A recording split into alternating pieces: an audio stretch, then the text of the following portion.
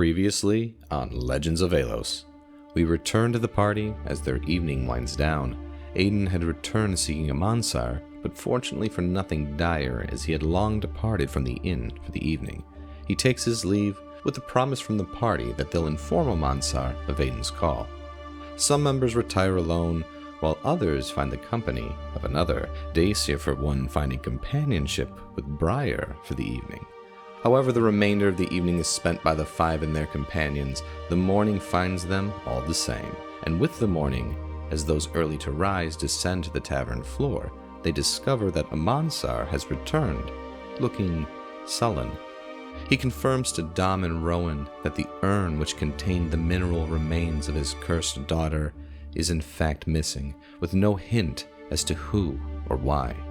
As they attempt to console Amansar, Aiden returns yet again, and with the Mansar now present, he invites the alchemist along with the party back to where the gallows once stood, and the party triumphed over silence. There, the group are met by a large gathering of people, and surprisingly, a statue of the accompanying alchemist. There, Ita, the alchemist from the Order of Heroes, met by Arel and Rowan, addresses Amansar and the party. She exalts him for he, alone, devising the cure that saved the town, and properly presents the statue in his honor, but also states that it is not yet complete. It is then that the alchemists place the urn of Amansar's next to the statue of himself. They begin to cast a form of mending spell that swirls the mineral dust from the urn up and out, spiraling to coalesce next to the statue, ultimately reforming Tilly, Amansar's daughter, once again at her father's side. Tearfully, Amansar reaches out to his daughter's form, as he again promises that he will succeed in restoring her form and life, so they may be together once more.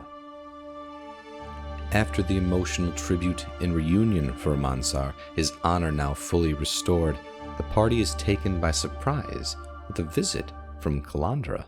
She explains her travels and inquires how Karun has been dealing with his situation.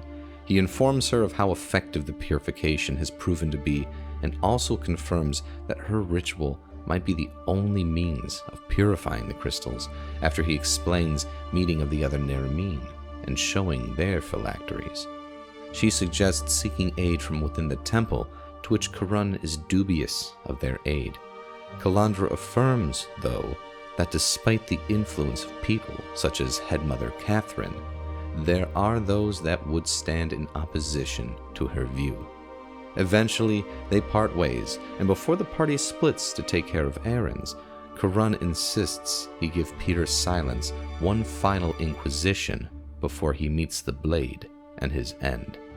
The members then go about their way, restocking their exhausted supplies, particularly of rope, as well as procure materials, both crafting and reference, to further expand and bolster their capabilities and autonomy, skills and crafts that will become increasingly more vital as the Five's journeys continue. After regathering, as the sands of time left to Mr. Silence fall away, the party travels to where the Order and Townsguard are holding him captive. Upon entering his cell, they behold a shackled and chained Peter Silence, his position now a stark comparison to what it stood just a day before. Karun, utilizing the aid of Briar's artifact coin, attempts to delve as deep as he can into the mind of Silence to see if there is anything left that he might be withholding for his grave, something pertinent in preventing the events of the Lake Grasp from taking root elsewhere. Alas, there is no insightful discoveries into the affliction and its origins, only the discovery of a person, beaten and downtrodden since his adolescence, a child struggling for a sense of greater purpose that culminated in a man that saw an opportunity at greatness, whatever the cost, and sought to grasp it. A man at this very moment still batting at the frayed strands of hope that remain, his mind irreversibly driven towards achieving his goal. The party leaves, as Peter is guided out to the platform where the guillotine ominously stands. Aiden addresses the gathered crowd with the charges of his crimes and offers the final words to the doomed man as Peter scans for familiar faces, though only anger and disdain appear to be present amongst the unfamiliar gathered. Peter's silence speaks to those gathered in a final attempt to garner some support once more, almost pleadingly for a man once so confident, a message that is cut short as the blade falls true. After the execution, the party returns to the Sleeping Moon. There, Rowan and the party are greeted by Coria with a much-anticipated letter from Jathro. Rowan visibly releases tension as he reads of Jathro's well-being and his update into the investigation. The Shadowed Hand's base has been located in an abandoned watchtower near Turno, and Jathro proposes that the party meet with him in the neighboring city of Tilo. With the final stroke of the Scourge of Lake Grasp fallen, the party now must prepare for the next leg of their adventure, including saying their goodbyes for now, but not before they have another evening of rest.